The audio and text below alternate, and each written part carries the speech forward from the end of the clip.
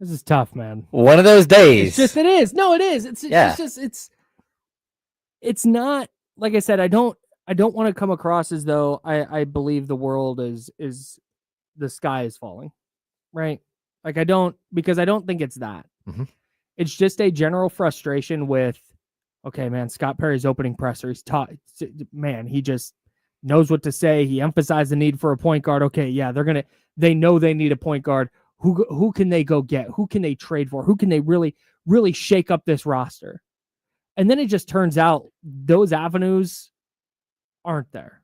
I don't think we ever even got to Dennis Schroder. Like on the list of point guards, like we had this list of point guards that you like would have to trade for, that you'd have to give a whole bunch for, right? And then we had this other list of potential free agents. Maybe Schroder was on. It was like Schroder, Tyus Jones, Trey Jones. Those were like the big three. Okay. Top of the list, and then Westbrook had his option. I think Malcolm Brogdon was on the list. Yeah, I wrote down basically everyone who had played minutes. No, that's true. It just felt like we skipped over the possibility of Schroder. And like, look, this is he's a reasonable player. He's a guy who's been a starter in the league for years, and totally. Yeah. We didn't, and this is, and again, this is where there's nuance to this. In a vacuum, Dennis Schroder is not bad. I don't think Dennis Schroder is a bad player. But we went from not really even mentioning him. When we did Kings point guard options, we said, here's the free agents. Wow, these are all super uninspiring. Every name we say, like, yeah, maybe Trey Jones, he's 25. Maybe he's got something, another level to hit. Maybe. But it was like Tyus Jones, meh. Dennis Schroder, meh. You need to find that point guard to build around, that dude to build around. Yep. And then you wind up here. And again, it's not that this is bad. It's not that, honestly, the Kings are better today than they were yesterday, I think.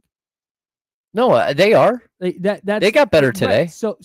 So that's where I'm struggling with this, because I do not think that Dennis Schroder is bad. He's a pesky defender. He can handle the basketball. Good first step. Like every once in a while, you'll see him. He gets into the lane, can draw fouls. He distributes. Just kind of does the things, but he's just a guy. He doesn't do anything particularly special. And so, yes, it's a point guard, but when the expectation was Scott Perry's going to really shake things up, he's going to flip this roster on its head. People aren't going to know what hit him. And the move is trade Valanciunas and a salary dump for Dario Saric, who's washed, and then add Dennis Schroder. Okay, here you go. Like, man, all right, I guess. So it just pushes. I was under the expectation there would be some kind of seismic move coming from the Kings, and maybe there still is, and we're just not hearing about it. Yeah, there might still be, and I will be happy to change my tune, be thrilled.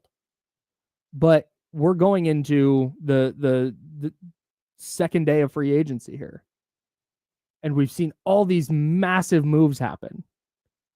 It's just, like I said, it's just a hard sell to be like, hey, just wait 2 years. Yeah, and I don't wanna.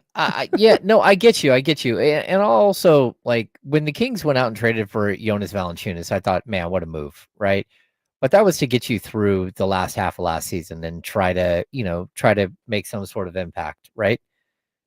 You don't need a $10 million backup center when your starter is an all-NBA player that makes $45 million a year. You don't. And so I get that move. Now, I'm not saying, hey, it's okay that the Kings have, again, like the rookie is going to play, that Maxime Reynaud is going to step in and be this massive player for the Kings. I don't believe that to be the case. Like, I still think the Kings need something different. But I'll also tell you that for as much as I really like Jonas Valanciunas as a player, the Kings have to have like some of the basic things that other teams have. Like, number one, length and athleticism at the wing. We've been banging the table for that for like, what is happening? Why can't you go find a guy? Since right? Day one of this radio program. Yeah, it's just like, why can't you do that? Right? But let's not forget the fact that the Kings need a true rim runner, a guy who blocks shots at the 4, the 5. They have to have that guy, a lob threat for a guy like Malik Monk or, heaven forbid, Dennis Schroder to actually lob the ball to. Like, they haven't had that guy for like 3 years. The last time they had the guy was JaVale McGee. And JaVale McGee was like, at that point, was what, 35, 36, and hasn't played in the league since. Like, so you can't just keep loading up on positions with the wrong type of player. Mm-hmm. And so, yeah, like trading Jonas Valanciunas to me, like, again, I think Jonas Valanciunas is one of the nicest NBA players I've ever met. Every time he walked in the locker room, he fist bumped everybody, walked around the room, greeted everybody. He walked by you, put his hand on your shoulder. Hey, what's going on? How are you today? Like, good dude, but that doesn't mean that he was the right fit. And I'm not saying like going out and getting a guy like Kai Jones is going to change the landscape in Sacramento. Sure. But it might give the Kings a different look that they don't have today. And something like that makes more sense than spending $10 million a year on Jonas Valanciunas. And I agree, like, hey, he's a great backup center, but like, this team isn't to a point where they need to prioritize a backup center that can be a starter. They need a different look type center. So this is, and Michael Jones says this in the chat, and I think it's a valid observation. He said, we went from, we need a backup center to, Jonas Valanciunas is too expensive. And it's not that Jonas Valanciunas is too expensive. It's that Jonas Valanciunas is the type of backup center you want when you're a team that fancies itself a playoff team that wants to make a playoff run. Yeah. I think what you're seeing right now, and again, this is where I get a little bit stuck in my brain that wants to move logically. I'm frustrated with how slow this is going. But also, moving on from Jonas Valanciunas is something the Kings were going to have to do here in this roster revamp or rebuild or retool or whatever. I don't even know what we're calling it. But moving on from Jonas Valanciunas is going to have to happen. And if that means that, hey, as part of a quote-unquote their version of a tank or whatever this is, it means that you're going to play your second-round center a lot and see what he's got in the NBA, and you're going to take a couple of losses if it means that he can earn his lumps in the NBA and figure it out. I don't hate that. Now, I hate it. Again, we don't know what moves are coming down the line for the Kings, but where we sit right now, I would hate it if that was a pure salary dump. Yeah. If that winds up being, hey, what Michael Jones said, he was too expensive. We're not going to be competitive, so we just want his 10. We can take Dario Saric. He's just over here. We can save $5 million. 2 thumbs up. That sucks. But I'm not there because we haven't seen that yet. Yeah, and I think that people need to understand that there's a difference between a salary dump to like line the pockets of an owner, right? To save money. To save money, right? Versus a salary dump that opens up more space so you can actually go do more things. Like, and again, like it's complicated. Even the Schroder play, they could still do like a sign and trade for Schroder with Detroit. And, somebody brings up a really good point. They could actually use Yossi Goslin, who, what is this? What does he do? He's an NBA salary cap analyst for the Third Apron, right? Third Apron podcast. Maybe a PhD to be a cap analyst these days. Yeah, exactly. The Kings could actually use the Kevin Huerter trade exception in a sign and trade to acquire Schroder. And that would retain their mid-level exception at $14.1 million. The reason why you would do this, like the two exceptions, one's bigger than the other, clearly. But the reason why you would do that is very specific. If you're able to manipulate the cap, a trade exception isn't that valuable because it can only be used to acquire a player via trade. The mid-level is extremely valuable because, number one, you can break it up into multiple pieces. All the way up to the 14.1 million. You can also use it for up to a 4-year deal. And so there are all these little things about like that type of that exception itself that makes a lot of sense. But the problem is, again, the Kings would be a tax team if they used a full mid-level after they did this deal. So we're going to keep spinning around in circles. At some point, we're going to see what the plan is. That's it. Yep. I do again, while I'm not like, hey, this is awesome, everything is so good right now. I also wouldn't be shocked if we find out sometime during our show, sometime during D'Lo and Casey, noon to 4 right here on ESPN 1320, that there is the Kings are maybe part of some significant trade. Yeah. That does shake up the roster in some meaningful way. But I think for now, while the expectation was they would be working on that and doing that early and really be big players in free agency and the trade market, they just haven't been. Yeah. And I do not, because I feel this, and I do not blame any Kings fan who's sitting there going, I don't have the patience for this anymore. I'm done being patient. I'm done raising banners for financial flexibility. Use it. Do something with it. Mm-hmm. Like I think that's what Joe was saying this morning before the show. Like I just don't have I don't want to wait anymore.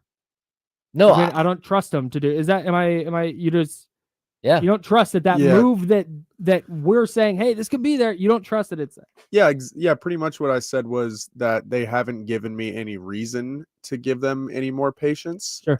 And that's kind of exactly it. I mean, if I had something to lean on, something from the past where I was like, okay, yeah, well, let's have a little bit of patience, work this out, maybe, but I have nothing to work with at the moment. So yeah, no, I'm not feeling very patient. Yeah, you got to prove it. Yeah, that's just it. And maybe I like I said, I'm crossing my fingers, my toes, whatever, that there's a different, another significant move coming. Because if the moves are, yeah, hey, they have what'd you say, 10 million under the luxury tax right now? Yeah, roughly. Is filling that $10 million with a couple of players and that's it? Yeah, that's tough. That's tough. No, I get it. But we went from last night where if you watch social media last night, the outpouring from Kings fans who just freaked out because it was possible that they were going to trade Malik Monk for Dennis Schroder in this trade. In this transaction, are bad. The optics of it are bad, but look, when you bring in a new GM, we warned you of this. We told you the entire time, this is going to get painful. Do not go buy a Kings jersey right now. Wait until the jersey drops 50% off for a player who's not there anymore. Sure. Because that's probably going to happen. And we're not done yet. We're not done at all. I think for me, one of the biggest frustrating parts, I'll say this, is that you had two young players that are in play this offseason, right? One of them was Jake LaRavia, and you lost him for nothing. To the Lakers. You lost him for absolutely, and there's nothing you could do about that deal. To be honest with you, good riddance. If Jake LaRavia wants to leave and try somewhere new for $700,000 more over 2 years, when you easily could have made the second year non-guaranteed money and he could have made more money. You could have given him a player option and he could have had full Larry Bird rights next season.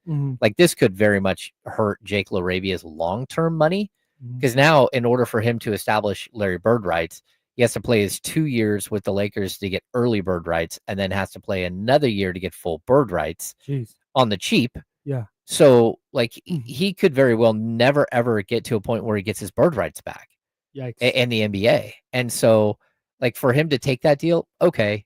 I think I like Jake LaRavia, but I wasn't sold that Jake LaRavia is the end all be all. He had one really, really good game early, his first game when he showed up, and was this 90 seconds of brilliance where he scored 8 points.